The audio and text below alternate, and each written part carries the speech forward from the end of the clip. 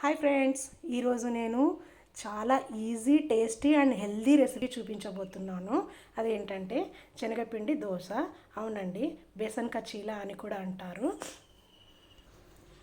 Weight loss అవ్వాలనుకునే వాళ్ళకి, డైట్లో ఉన్న వాళ్ళకి ఇది చాలా మంచి హెల్దీ రెసిపీ. ఇందులో ప్రోటీన్ కంటెంట్స్ ఎక్కువగా ఉండడం వల్ల జిమ్కి వెళ్ళే వాళ్ళు కూడా ఈ రెసిపీని చాలా బాగా ఎంజాయ్ చేయొచ్చు. దీనికి కావాల్సిన ఇంగ్రీడియంట్స్: శనగపిండి, కట్ చేసుకున్న ఆనియన్స్, సన్నగా కట్ చేసుకున్న మిర్చి, సన్నగా కట్ చేసుకున్న కొత్తిమీర, రుచికి సరిపడా సాల్ట్. నేను ఒక బౌల్ శనగపిండిని తీసుకున్నాను. దీనిని మిక్సింగ్ బౌల్లోకి తీసుకుందాం. అలాగే ముందుగానే కట్ చేసి పెట్టుకున్న వీటన్నిటిని ఇందులోనే యాడ్ చేసుకుందాం.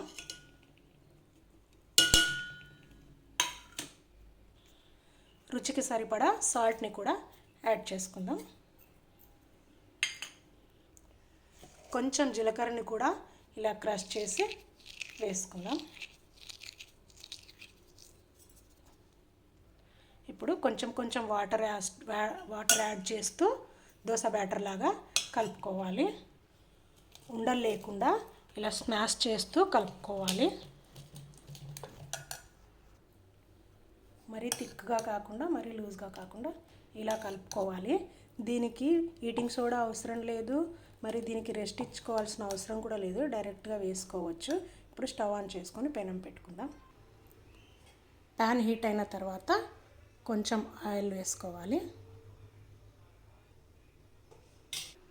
ఆయిల్ వేసుకున్న తర్వాత కొంచెం బ్యాటర్ని ప్యాన్ పైన వేసుకోవాలి.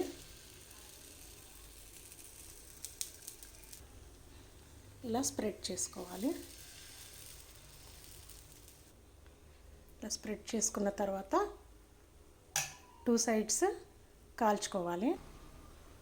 ఈ దోశకి ఆయిల్ కూడా పెద్ద ఎక్కువగా ఏమి పట్టదు, కొద్దిగా ఆయిల్తోనే కాల్చుకోవచ్చు. మనది నాన్ స్టిక్ ప్యాన్ కాబట్టి ఆయిల్ మరి అంత వేసుకొని అవసరం లేదు. నార్మల్ ప్యాన్కి అయితే కాస్త ఆయిల్ వేసుకోవాలి.